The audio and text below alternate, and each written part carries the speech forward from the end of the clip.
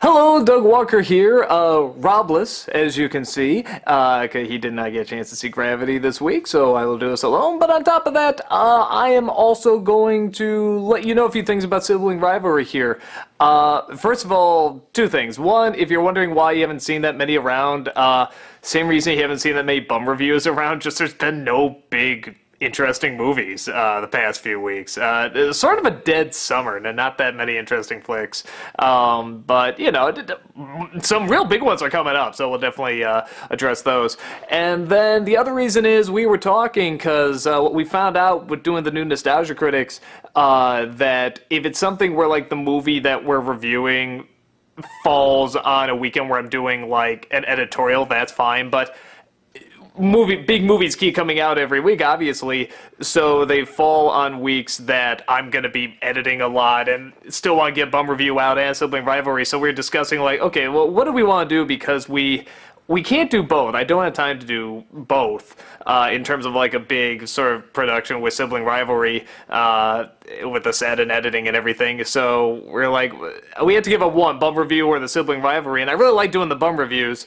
But then Rob brought up a good point. He says, well, why don't we just do vlog style? Why don't we just do sort of what we've been doing actually majority of the time? We'll just do it without the set and without all the bells and whistles, and people seem to like that fine. So we're going to keep doing it. We're going to keep doing sibling rivalry. We're just going to keep it simple and, you know, just we can always manage just to put a camera in front of us and talk. We're good at that. So you'll still see those coming. It just won't have all the bells and whistles like what you saw with the last one with the Despicable Me one. But we'll still make good use of that stuff. Don't worry. A lot of that stuff is going to the game show now, so don't worry about that. So yeah, just a heads up, sibling rivalry is still going on. It's just going to be actually sort of like what you've seen before, just very downplayed. But people seem to like that. They like when we're just chatting about movies, so that's what you'll get. With that said, this is Gravity. Saw this on IMAX and 3D, and man, was I glad I did that.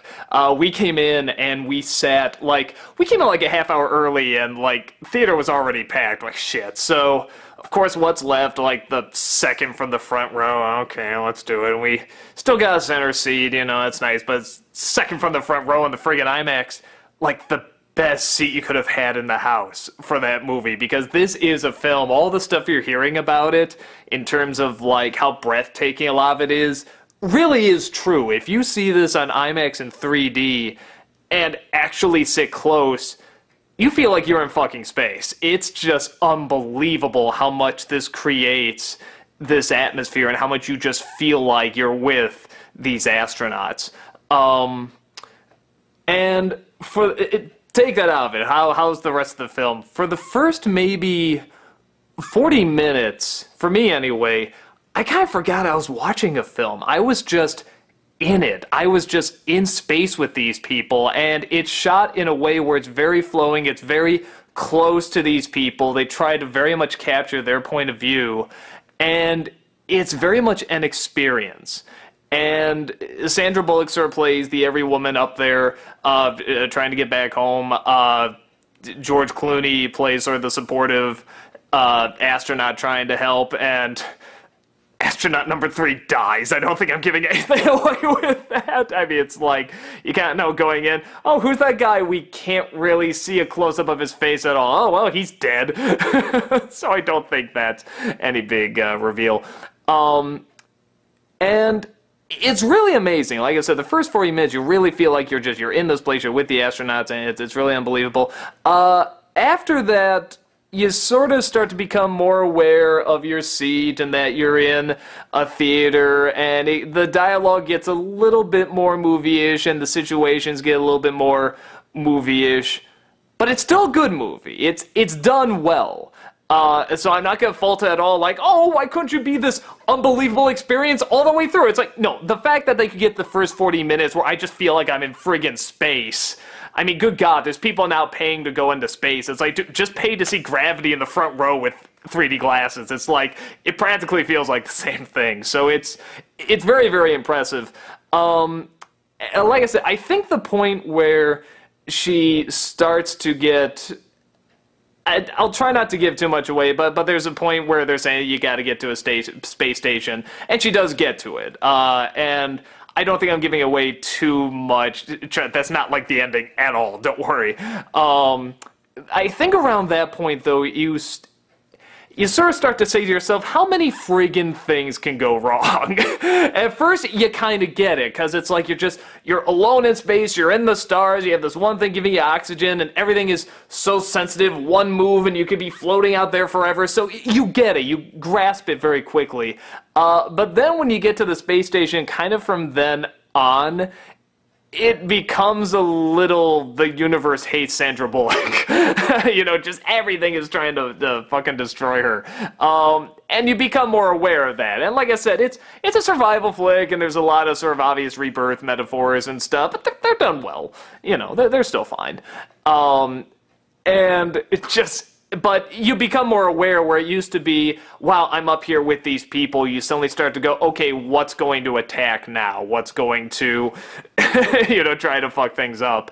But like I said, that's the nature of the movie. I think it just did the first 40 minutes or so unbelievably well that when it gets to the part that, oh, now we're in a good movie as opposed to an experience, for me anyway, I could notice it, but I still really enjoyed it. The dialogue near the end gets, again, a little movie-ish. You know, it's for example, there's this one part that felt very real. Sandra Bullock, who I'm not usually a fan of, but does very good in here. Like I said, she sort of plays the every woman up there trying to fight for her life, and... for example, there's a scene where she gets, like, some sort of radio reception of, like, someone from Earth or something, and it's, like, an Asian person she can't understand, but has, like, dogs and a baby, and you can tell she just starts to crack a little bit and starts to be like, you know, hey, can you get the dogs a little louder? Can you sing that lullaby? That'd be nice. And bark, bark, woo, woo, bark, bark, woo, woo. If you were to read that in the script, you'd be like, the hell is this? But again, in this environment that they've created and the situation that they've created, you buy it. And you sort of say, okay, I get why she's doing this. But then sort of in other scenes, she's sort of making what I call the castaway speech, you know, and I'm gonna do this because I can, because I have a life worth living now. I feel you don't really need that, and I know, like, it's totally possible a person in that situation would say this kind of stuff, but it's more possible in movies. You know, it sort of happens more in movies, so it still works okay. I think if I had one other, I don't want to say, like, it's a downside, but again, maybe a hint distracting, is that George Clooney's a little too fucking charming watching this. There's just, and I get he's supposed to be sort of like, you know, the callback to, hey, focus, do your job, let's, you know, survive, let's get out of here and stuff. But I mean, does this guy ever break a sweat? Does this guy ever get concerned about anything? Everything he does, it just, you know, with a cool little smile and, you know, oh yeah, of course. And it's, I get it. I know he's supposed to be the calm center. He's supposed to be the thing that calms her down and calms us down, but he's a little too friggin' charming, in my opinion.